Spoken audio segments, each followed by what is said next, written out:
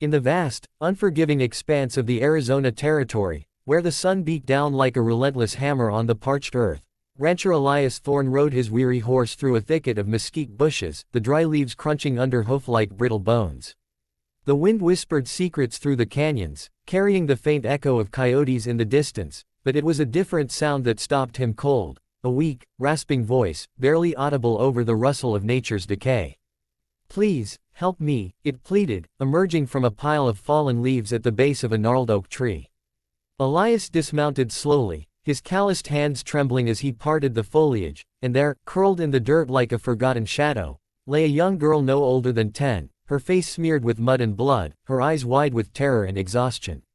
He froze, his heart seizing in his chest as memories of his own lost daughter flooded back, unbidden and merciless, turning the world into a blur of pain and possibility.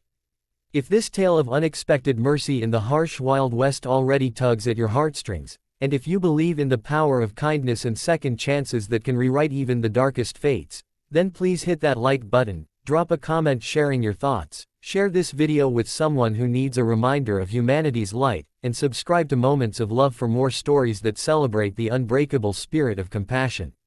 Elias Thorne had not always been a man of few words and fewer smiles. Once, in the green valleys of Kentucky, he had been a farmer with a loving wife named Clara and a spirited daughter, little Amelia, whose laughter could chase away the storm clouds.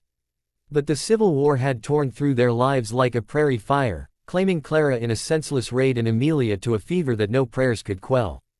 Devastated, Elias had fled westward, seeking solace in the anonymity of the frontier, where he built a modest ranch on the edge of Apache lands, herding cattle under skies that seemed eternally indifferent to human suffering. The years had hardened him, etching deep lines into his weathered face and a perpetual ache into his soul, making him wary of strangers and even warier of hope. He lived in isolation, his only companions the lowing of his steers and the ghosts that haunted his dreams, whispering accusations of failure each night as he stared at the stars from his lonely porch. The ranch was his fortress, a place where he wrestled with the land's brutal demands, droughts that withered the grass, rustlers who preyed on his herd, and the ever-present threat of territorial disputes that could erupt into violence without warning. Yet, on this fateful afternoon in 1872, as the girl whimpered faintly beneath the leaves, Elias felt the iron walls around his heart begin to crack, forcing him to confront the choice between turning away, as he had done with so many pains before, or extending a hand into the unknown.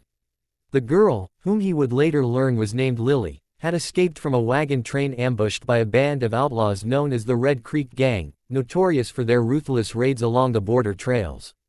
Her parents, simple homesteaders dreaming of a new life in California, had been cut down in the chaos, leaving her to flee into the wilderness with nothing but the tattered dress on her back and a small locket clutched in her fist. For days, she had hidden in the underbrush, surviving on berries and creek water, her body weakening from hunger and a festering wound on her leg where a stray bullet had grazed her during the attack. Elias, lifting her fragile form from the ground, felt the weight of her desperation mirror his own buried grief, her feverish skin burned against his arms as he carried her back to his ranch, the horse plodding slowly under the double burden. That first night was a trial of endurance, as he tended to her in the dim light of his cabin, cleaning the wound with whiskey that stung like fire and wrapping it in clean bandages torn from his own shirts. Doubts assailed him. Why risk his solitude for a child who might bring trouble? The outlaws could be tracking her, drawn by rumors of gold her family carried, or worse, the local sheriff might question his involvement, mistaking kindness for complicity. Sleep evaded him as he sat by her bedside, watching her chest rise and fall in shallow breaths, her murmurs of "Mama," piercing the silence like arrows to his soul. As days turned into weeks, the challenges mounted like storm clouds over the horizon. Lily's recovery was slow, marked by fits of delirium where she thrashed against invisible foes, her small hands grasping at the air as if to pull back the family she had lost. Elias, unaccustomed to caregiving, fumbled through the routines, boiling broth from his scant supplies, telling her halting stories of the stars to calm her fears, and riding into the nearest town for medicines that strained his meager savings. The ranch suffered in his absence, cattle strayed into dangerous canyons, and a sudden flash flood washed away part of his fence line, leaving him to repair it alone under the blistering sun. Whispers of the Red Creek gang reached his ears from passing travelers, tales of their leader, a scarred man named Harlan Voss, who left no witnesses and harbored a grudge against any who interfered with his spoils. Elias began to fortify his home, barring windows and keeping his rifle loaded by the door, his nights now filled with vigilant watches rather than restless dreams. Yet, amid the hardships, subtle shifts emerged. Lily's eyes, once dulled by trauma, began to sparkle with curiosity as she explored the ranch on strengthening legs, her questions about the horses and the wildflowers coaxing reluctant smiles from Elias.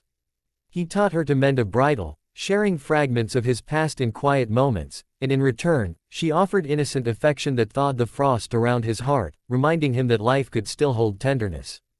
Suspense built as signs of pursuit grew undeniable, a distant plume of dust on the trail one morning, hoofprints circling the perimeter of his land, and an ominous note nailed to a tree, warning intruders to surrender what was stolen. Elias knew the outlaws sought the locket around Lily's neck, not for sentiment but for the hidden map it contained, etched into its backing, leading to a vein of gold her father had discovered before the ambush. The rancher faced his deepest struggles then, torn between fleeing with the child to safer territories or standing his ground, a decision that forced him to reckon with his own cowardice after losing his family. He rode out under cover of night to scout the gang's camp, his pulse thundering as he overheard their plans to strike at dawn, their laughter mocking the vulnerability of a lone man and a girl. Returning home, he prepared defenses, digging trenches and setting traps with hands that shook not from fear but from the fierce protectiveness awakening within him.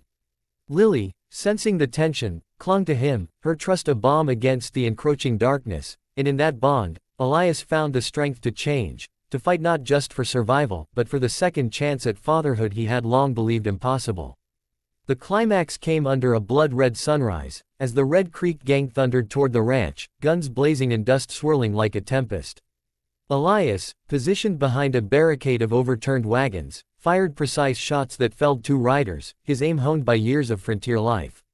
Bullets whizzed past, splintering wood and grazing his shoulder, but he pressed on, driven by the image of Lily huddled inside the cabin, her locket safely hidden. Harlan Voss charged forward, a hulking figure on horseback, shouting curses that echoed across the valley, but Elias's trap, a rigged rope across the path, sent the outlaw tumbling into the dirt. In the ensuing chaos, the gang scattered, their leader captured and bound, his threats silenced by the arrival of a posse summoned by Elias's earlier discreet message to the sheriff. As the dust settled and the sun climbed higher, Elias staggered back to the cabin, bloodied but unbroken, to find Lily emerging with wide eyes, her arms wrapping around him in an embrace that washed away the years of isolation. In the weeks that followed, the gold map led to a modest claim that secured their future, but more profoundly, it forged a family from the ashes of loss. Elias adopting Lily legally in town, their ranch blooming with new life as neighbors, inspired by his stand, offered help and friendship. Through trials of fire and shadow, Elias and Lily discovered that help, when given freely, could heal the deepest wounds, turning strangers into kin and despair into dawn. Their story spread through the territories, a testament to the quiet heroism that thrived even in the Wild West's harshest corners, where one act of lifting leaves could unfreeze a frozen heart. If this journey of redemption and unbreakable bonds has stirred something deep within you, touching your heart with its raw emotion and hope, then please like this video, leave a comment below sharing how it moved you, share it with friends who need inspiration today, and subscribe to Moments of Love for more tales that remind us of life's precious miracles. Before we part ways, I'd love for you to comment with the words, "Kindness wins," if this story reminded you of the power of compassion in our own lives.